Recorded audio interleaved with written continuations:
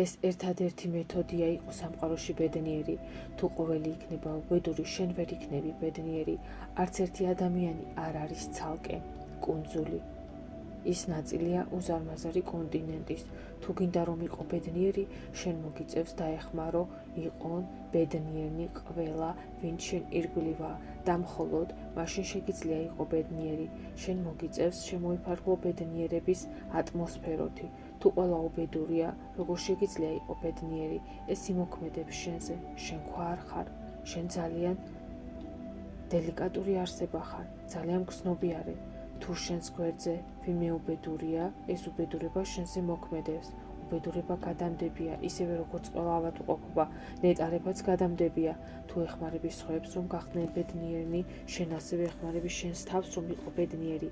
ადამიანი ღრმად დაინტერესებული თავის ბედნიერებაში, ყოველთვის დაინტერესებულია სხვების ბედნიერებაში. ამიტომაც ეს მათ ეხმარება. თუ მსოფლიოში ყველას ასწავლიან თავის თავზე ზრუნვას, მთელი მსოფლიო იქნება ბედნიერი და არ იქნება არანაირი უბედურების შესაძლებლობა. ასწავლეთ თითოეულ ზრუნვა საკუთარ თავზე. აქედან იზრდება ზრუნვა სხვაზე. სხვაზე ზრუნვა ეს იგივეა ის ზრუნვა საკუთარ თავზე. თავიდან შეიძლება ეს ჩანდეს როგორც ზრუნვა სხვაზე, საბოლოოდ ეს განხორციელებს შენ და მაშინ ბედნიერება მრავლდება.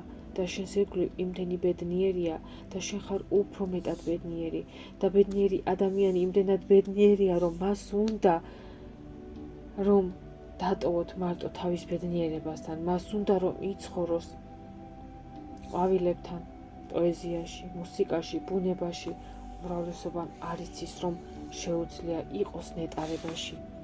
არასოდეს უცხოვრიათ ნამდვილად, არასდროს უგზნიათ დაებრივი ციმციმი. ყველა ციმციმი მოდის ღრმა ბედნიერებიდან, ღრმა სისავსიდან, კმაყოფილებისგან. ვინც ან ზრუნავს საკუთარ თავზე, ის მოკლებულია ფუძეს. ის არ არის ცენტრირებული და მას აქვს კარგი ნერვოზი. ის მიდის ბუნების წინააღმდეგ. ის არ შეიძლება იყოს მთლიანი და ჯანმრთელი. ის ებრძვის ცხოვრების დინებას.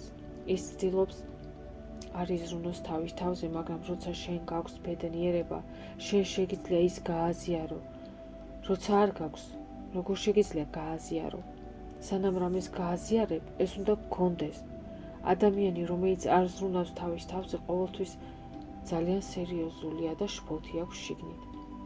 მან გაუშვა თავისი ცხოვრება. როცა შენ ცხოვრებას უშვებ ხელიდან, ეს ქმნის სუიციდურს. და როცა ადამიანი ცხოვრობს ტანჯვაში, მას უნდება რაღაცის დანგრევა. ტანჯვა დამანგრეველია. ბედნიერება შემოქმედებითია.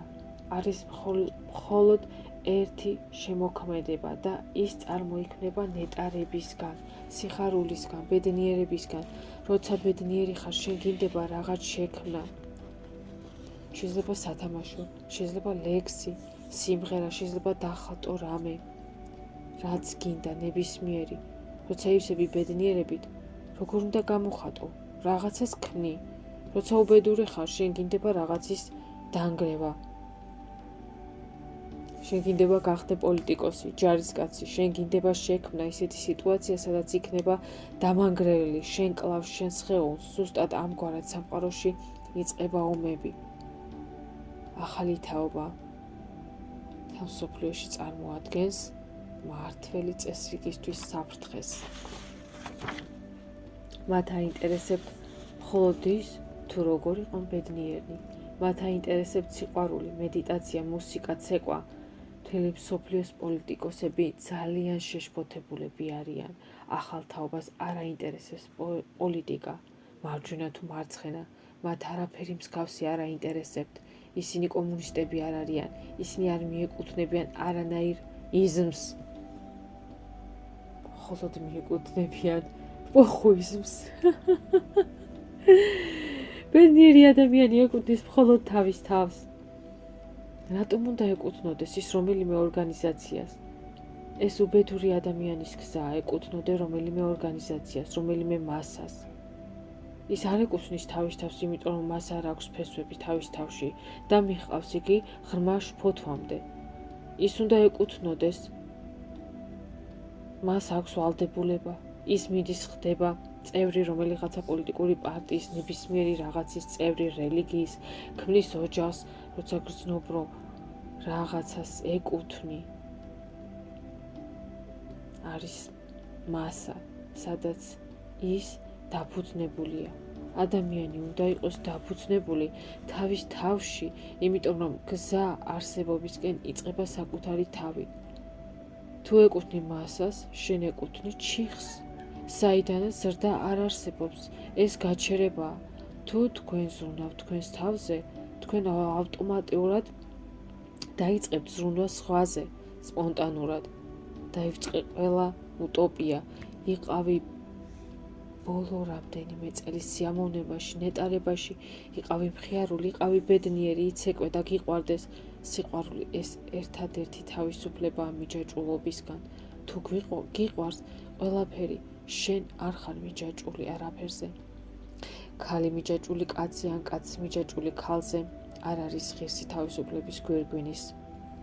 თუმცა ქალი და კაცი შერწყმული ერთმანეთში, შერწყმული ერთმანეთის სიყვარულში, განუყოფელნი, განუსაზღვრელნი, ყველაზე მეტად არიან ღირსი ამ ჯილდოსი. ადამიანმა თვითონ უნდა გაითავისოს მიჯაჭვულობის ფენომენი. რატომ ეჭიდება რაღაცას? იმიტომ რომ ეშინია იმ რაღაცის დაკარგვის. იქნებ ვინმე მოიპარავს, ეშინია რომ რაც დღეს გაქვს, ხვალ არ ექნება. და ვინ იცის რა მოხდება ხვალ? ქალი რომელიც შენ გიყვარს, ან კაცი რომელიც შენ გიყვარს, შეიძლება მოძრაობა ნებისმიერი მიმართულებით. თქვენ შეგიძლიათ მიუახლოვდეთ ერთმანეთს, ან პირიქით დაცილდეთ. შეგიძლიათ ისე უცნობები გახდეთ, ან შეგიძლიათ ისე შეერწყათ ერთმანეთს, რომ საერთოდ ვერ შეძლოთ თქმა, რომ ორნი ხართ. რა თქმა უნდა, სხეული ორია, გული ერთი. გულის სიმღერაც ერთია და როგორც ღრუბელი გახვეული ხარ ექსტაზში და ქრები ამ ექსტაზში. სიყვარული ხდება ტოტალური, უმაღლესი, რომ ვერ რჩები შენ თავში და იცირები, ქრები და ამ გაქრობაში ვინ იქნება ვისი მიჯაჭვული? უბრალოდ ყველაფერი არის, როცა სიყვარული იფუჩნება თავისი სისავსით. ყველაფერი უბრალოდ არის და ხვალინდელი დღის არ გეშინია, იმიტომ რომ არ არის საუბარი არანაირ მიჯაჭვულობაზე, ჩაჭიდებაზე, ქორწინებაზე, ყოველნაირ შეთანხმებაზე და ბორკილებზე. რა არის ქორწინება, თუ არა საქმიანი შეთანხმება? შეურაცხყოფთ სიყვარულს, მივყვებით კანონს და ეს ყველაზე მდაბალი არსებობაა და დამახინჯებული, როცა სიყვარული მიგვაქვს სასამართლოზე, თუ რა ვიცი რა ქვია, სადაც ამტკიცებენ, რომ დაქორწინებულები ხარ. თქვენ ყველაზე არასაბატიო საქციელს ჩადიხართ. თქვენ აცხადებთ, რომ იქნებით ცოლ-ქმარი და არასოდეს მოეტყუებით ერთმანეთის წინაშე. ამას აცხადებთ კანონის წინაშე. განა ვერ ხედავთ, რომ ეს ყველაზე დიდი შეურაცხყოფაა სიყვარულის. განა ამით არ აყენებთ კანონს უფრო მაღლა სიყვარულზე. კანონი იმისთვისაა, ვინც არ იცის სიყვარული. კანონი ბრმაა და ის არ არის იმათთვის, ვისაც აქვს თვალები. კანონი იმათვისაა, ვისაც დაავიწყდა გულის ენა და მიჰყვება ტვინის ენას და ეს ყველაფერი სულელური ფორმალობაა და თუ თქვენ წახვალთ ამ ფორმალობის წინააღმდეგ, დაკარგავთ პატივისცემას ხალხის თვალში, რომელთანაც გიიწევთ ცხოვრება. სიყვარულმა არაფერი იცის მიჯაჭვულობაზე, იმიტომ რომ სიყვარულში არ არის არაფერი ისეთი, რაც დააგწევს შენი ღირსების დაბლა. სიყვარული თავის თავში ღირსებაა. სიყვარული თავის თავში რესპექტაბელურია, ვერაფერს ვერ უზამ. როცა სიყვარული რჩება დინებადი, როგორც მდინარე. მსოფლიოში უფრო მეტი სიყვარული იქნება, ვიდრე ახლა. დღეს მსოფლიო ბოლომდე დაუკეტავი ონკანივითაა, ის წვეთავს, თუმცა ეს წვეთები არავის ეყოფა.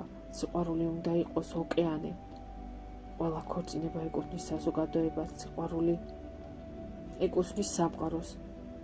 სიყვარული არ გეპატიჟება დღესასწაულზე სხვა ხალხის. სიყვარული ეპატიჟება ვარსკვლავებს, მზეს, ყვავილებს, ჩიტებს. დღესასწაულზე დაპატიჟებულია მთელი სამყარო და მას სხვა არ უნდა არაფერი. ღამე სავსე ვარსკვლავებით კიდევ რა უნდა ინატრო? მხოლოდ რამდენიმე მეგობარი და მთელი სამყარო მეგობრულია. მთელი არსებობა ძალიან მეგობრულია, როცა იფუჩქნება შენი წარმოდგენა სიყვარულზე. საუბარი ვერც იქნება ვერანაირ მიჯაჭვულობაზე. ადამიანს თუ შეუძლია ცხოვრების წყვილმანებით ტკბობა, იცხოვროს თავისუფლებაში, დართოს და დართოს ნებასხვებს, იცხოვრონ თავისუფლად. მთელი მისი სამყარო შეიძლება გახდეს სხვაგვარი. მასში იქნება ხარისხიანი სილამაზე და გრაცია და მასში იქნება დიდებული ნათება. და როგორც კი შენ შეიცნობ ამ ცეცხლს, ალი გააგრძელებს ზრდას და ამ სიყვარულის ალით იფუჩქნება ირგვლივ ყველაფერი.